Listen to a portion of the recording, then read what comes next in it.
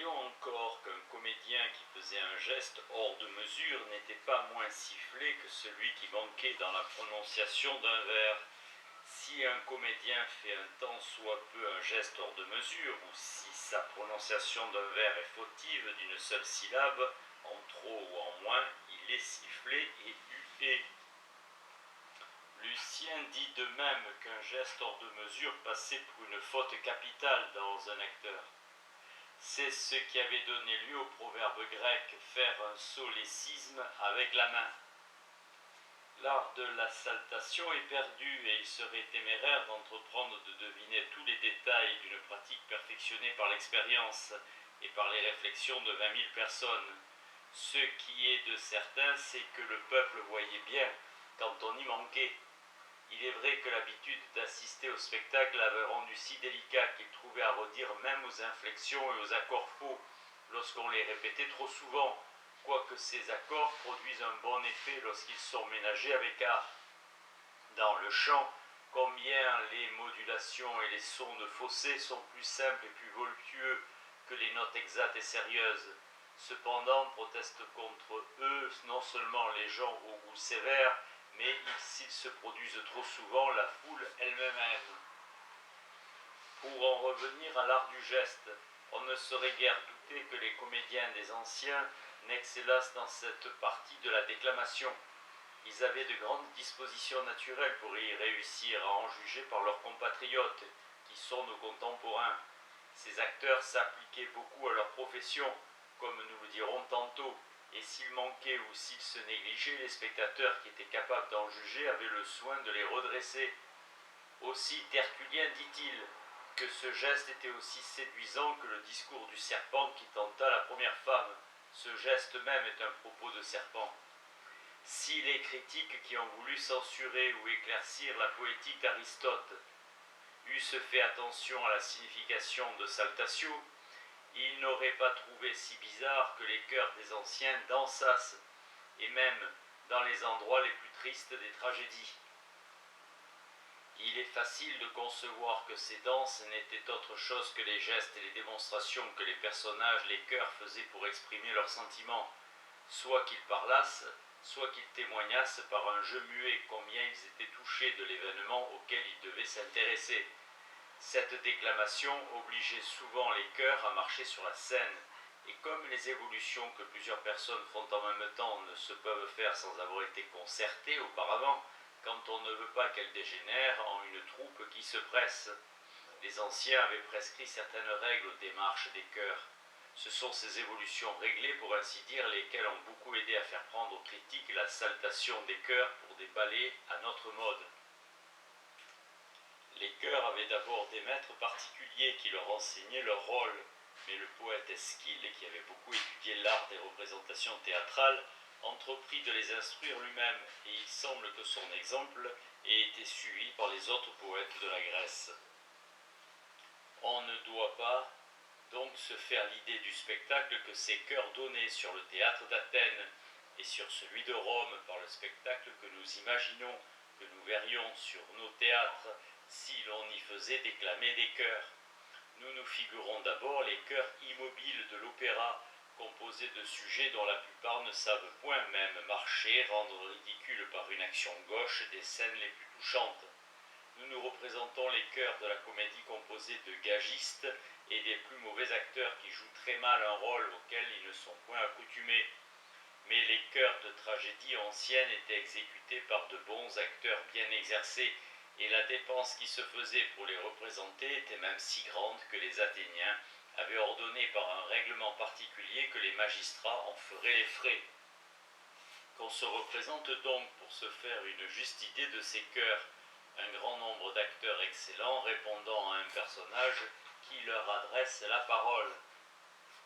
Qu'on se représente chacun des acteurs du chœur faisant les gestes et prenant les attitudes convenables à ce qu'il voulait exprimer actuellement et propres encore au caractère particulier qu'on lui avait donné. Qu'on se figure le vieillard, l'enfant, la femme et le jeune homme, des chœurs témoignant ont ou leur joie, ou leur affliction, ou leurs autres passions, par des démonstrations propres et particulières à leur âge, comme à leur sexe. Il me semble qu'un pareil spectacle n'était pas la scène la moins touchante d'une tragédie. Aussi, voyons-nous qu'un des chœurs d'Eschyle fit accoucher plusieurs femmes grosses dans le théâtre d'Athènes. Cet événement fut même cause que les Athéniens réduisirent à 15 ou 20 personnes le nombre des acteurs de ces chœurs terribles, qui avaient été composés quelquefois de 50 personnages. Quelques endroits des opéras nouveaux, où le poète fait adresser la parole au chœur par un principal personnage, à qui le chœur répond quelques mots, ont plu beaucoup, quoique les acteurs du chœur ne déclamassent point. Je m'étonne que cette imitation des anciens, comme me permettent un jeu de mots, n'ait point eu d'imitateur. Enfin, on a vu des chœurs qui ne parlaient pas et qui ne faisaient qu'imiter le jeu muet des chœurs de la tragédie antique, réussir sur le théâtre de l'opéra, et même y plaire beaucoup, tant qu'ils y ont exécuté avec quelque attention. J'entends parler de ces ballets presque sans pas de danse, mais composés de gestes, de démonstrations, en un mot, d'un jeu muet, et que Lully avait placé dans la pompe funèbre de Psyché, dans celle d'Alceste, dans le second acte de Thésée, où le poète introduit des vieillards qui dansent, dans le ballet du quatrième acte d'Attis, et dans la première scène du quatrième acte d'Isis, où Quinault fait venir sur le théâtre les habitants des régions hyperborées. Les demi-chœurs dont je parle, qu'on excuse mon expression, donnaient un spectacle intéressant lorsque Lully les faisait exécuter par des danseurs qui lui obéissaient et qui osaient aussi peu faire un pas de danse lorsqu'il leur avait défendu que manquait à faire le geste qu'il devait faire et à le faire encore dans le temps prescrit. Il était facile, en voyant exécuter ces danses, de comprendre comment la mesure pouvait régler le geste sur les théâtres des anciens. L'homme de génie dont je viens de parler avait conçu par la seule force de son imagination que le spectacle pouvait tirer du pathétique, même de l'action muette des chœurs, car je ne pense pas que cette idée lui fût venue par la voix des écrits des anciens, dont les passages qui regardent la danse et les chœurs n'avaient pas encore été entendus, comme nous venons de les expliquer. Lully faisait une si grande attention sur les ballets dont il s'agit ici, qu'il se servait pour les composer d'un maître de danse particulier nommé d'Olivet. Ce fut lui et non pas Desbrosses ou Beauchamp dont Lully se servait pour ses ballets, les ballets ordinaires, qui composa les ballets de la pompe funèbre de Psyché et de celle d'Alceste. Ce fut encore d'Olivet qui fit le ballet des vieillards de Thésée, des songes funestes d'Attis et des tremblements d'Isis. Ce dernier était composé uniquement des gestes et des démonstrations de gens que le froid saisit. Il n'y entrait point un seul pas de notre danse ordinaire. On remarquera encore que ces ballets qui plurent dans le temps étaient exécutés par des danseurs très novices dans le métier que Lully leur faisait faire. Je reviens à mon sujet. Observation concernant la manière dont les pièces dramatiques étaient représentées sur le théâtre des anciens, de la passion que les Grecs et les Romains avaient pour le théâtre, et de l'étude que les acteurs faisaient de leur art, et des récompenses qui leur étaient données. L'imagination ne supplée pas au sentiment. Ainsi, comme nous n'avons pas vu représenter des pièces de théâtre dans lesquelles un acteur récitait, tandis qu'un autre faisait des gestes, je crois que nous aurions tort de louer, et encore plus tort de blâmer décisivement le partage de la déclamation que faisaient les anciens. J'ai déjà dit pourquoi l'on n'en sentait pas le ridicule que nous y concevons d'abord. Nous ignorons encore quel agrément les circonstances et l'habileté des acteurs pouvaient prêter à ce spectacle. Plusieurs savants du Nord qui, sur la foi d'une exposition, avaient décidé que nos opéras ne pouvaient être qu'un spectacle ridicule et propre seulement pour amuser des enfants, ont changé d'avis après avoir vu quelques représentations. L'expérience les avait convaincus de ce qu'elle seule peut persuader, c'est qu'une mère qui pleure en musique la perte de ses enfants ne laisse point d'être un personnage capable d'attendrir et de toucher sérieusement. Les marionnettes, où la déclamation est partagée, nous amusent, quoique l'action n'y soit exécutée que par une scène d'automate. Il ne faut pas dire que ce spectacle puéril nous divertit, parce que le ridicule de l'exécution s'y trouve parfaitement bien assorti avec le ridicule du sujet. L'opéra des Bamboches, de l'invention de la grille et qui fut établi à Paris vers l'année 1674, attira tout le monde durant 2 hivers. Et ce spectacle était un opéra ordinaire, avec la différence que la partie de l'action s'exécutait par une grande marionnette qui faisait sur le théâtre les gestes convenables au récit que chantait un musicien, dont la voix sortait par une ouverture ménagée dans le plancher de la scène. J'ai vu en Italie des opéras représentés de cette manière, et personne ne les trouvait un spectacle ridicule. Les opéras, qu'un cardinal illustre se plaisait à faire exécuter de cette manière-là, quand il était encore jeune, plaisaient même beaucoup parce que les marionnettes, qui avaient près de 4 pieds de hauteur, approchaient du naturel. Qui nous peut déterminer à croire que ces mêmes spectacles auraient déplu si des acteurs excellents, et que nous eussions été déjà dans l'habitude de voir jouer, avec un masque, avait bien exécuté la partie de la gesticulation qu'une marionnette ne pouvait qu'exécuter très mal. La conduite et les écrits des Romains sont un assez bon témoignage qu'ils n'étaient pas un peuple d'insensés. Lorsque les Romains se déterminèrent pour le genre de la déclamation, où le geste et la prononciation s'exécutaient souvent par des acteurs différents, ils connaissaient depuis plus de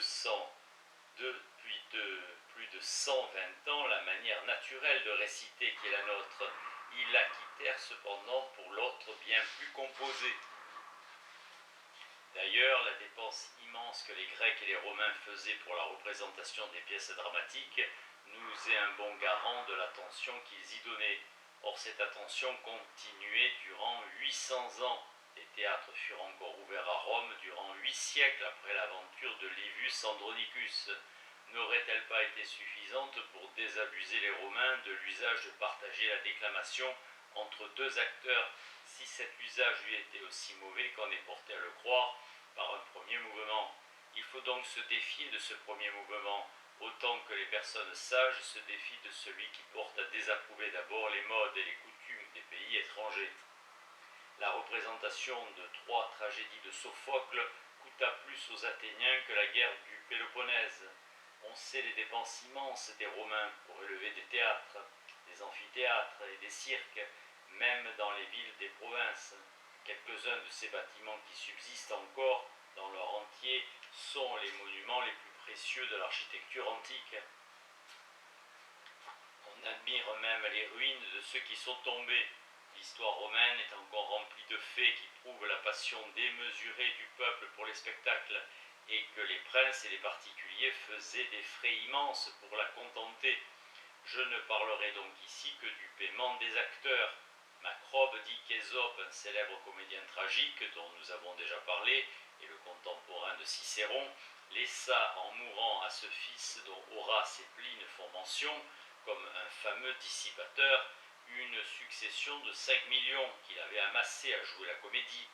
On lit dans l'histoire de Pline que le comédien Roscius, l'ami de Cicéron, avait par an plus de 100 000 francs de gages. Déjà au temps de nos ancêtres, l'acteur Roscius gagnait, dit-on, 500 000 sesterces par an.